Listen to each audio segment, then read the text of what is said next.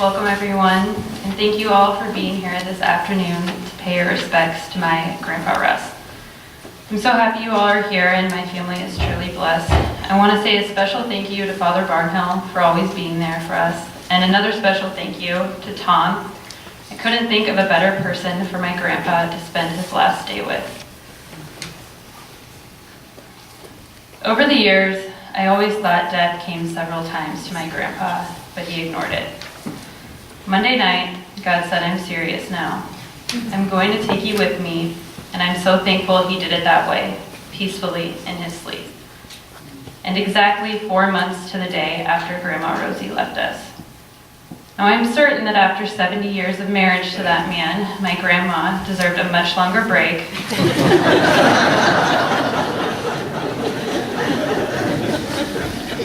But God knew Russ needed her. He needed her more than he needed us, because I think after 96 years, he finally saw that his work was done. Now, as Father alluded to earlier, if you know Russ, you know he's a lot of things. Survivor of the Great Depression, a heroic war veteran, a hardworking farmer, a cancer survivor, and the infamous story of him getting struck by lightning and having to crawl a quarter-mile back to the road for help. Needless to say, he's one tough old man. But another thing he is that I want to talk about today is the best father and grandfather in the world. My earliest memories are tied to hearing the sound of the gravel hit my dad's pickup as we turned off the highway towards Grandpa and Grandma in that old farmhouse. The place where we shared Christmases, birthdays, football games, summers, all the times we were sick, and everything in between. He was always there waiting with a big smile on his face, waiting to play with us, take us into town to get the paper, show us off to his buddies at the tavern, drive us around and tell us memories of his childhood. And by memories, I mean exact dates, times, and locations. One time we were driving around and he goes, "Look, Jordy, you see that third light pole in on the southeast corner of the road? Well, they put that pole up October 20th, 1928. And I was in 3rd grade at the time." To say that man had a steel trap for a memory would be an understatement. He was the true source of light in our family, always joking, always loving, and always smiling. He had surprises tucked away in every corner of his pocket.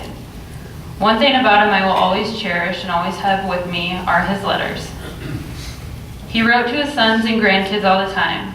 Letters of encouragement, of wisdom and support, or just to tell you that he walked outside, fed the dog, and now Grandma's in the kitchen making supper.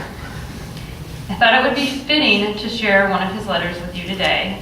He wrote this to me February 26, 1997, exactly 21 years before he passed. Wednesday noon. Dear Jordan, how is Grandpa's little Dolly doing? I hope you're having a good time in school and are studying your lessons and learning more every day. Grandma and I went to Marysville last night. I went to a basketball game with Max, Patty, Shane, and Shannon. Grandma stayed at their house and watched television. Shannon's cat Cosby had an operation. It took 42 stitches to sew him up, but he's getting along very good right now. What have you and Ben been up to after school? I hope you've been playing good with each other and haven't been fighting. I found this pretty little feather in the yard and thought you might like to have it. I guess I better quit now so I can get it in the mail before the mail carrier comes.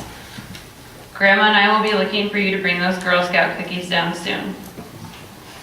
Be a very good girl, and remember Grandpa always looks out for his grandkids. Grandma and I love you very much. Also, this letter is costing me 37 cents.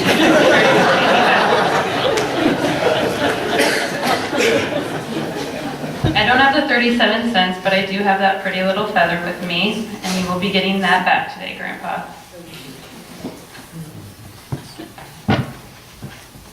The last thing I'll touch on is this. I am a firm believer that we all secretly have our favorites in life. I've had 2 since I can remember. One is my cousin Shane, and the other is my Grandpa Russ. I can confidently say that Grandpa Russ is probably everybody's favorite. And over these past few days, I've learned that when one of your favorites dies, a little piece of your heart is gone and goes with them. So undoubtedly, Grandpa's getting a little piece of all our hearts to take with him. Grandpa, not only do I want to leave you with a little piece of my heart, but I also want to genuinely thank you. Thank you for the 27 years I got to be your granddaughter. Thank you for all the letters. I will cherish them forever. Thank you for your stories. They will forever hold a special spot in history. Thank you for Nebraska and the gift of this beautiful place we get to call home.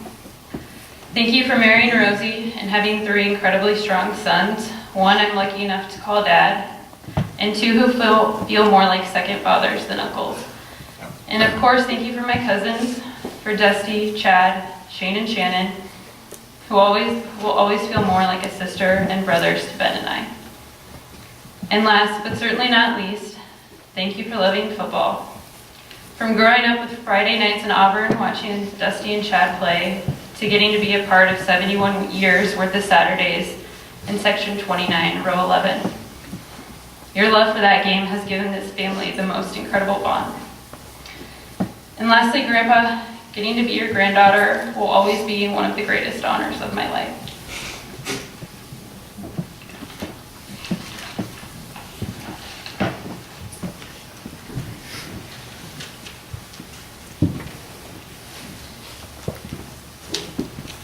Concluding prayers here.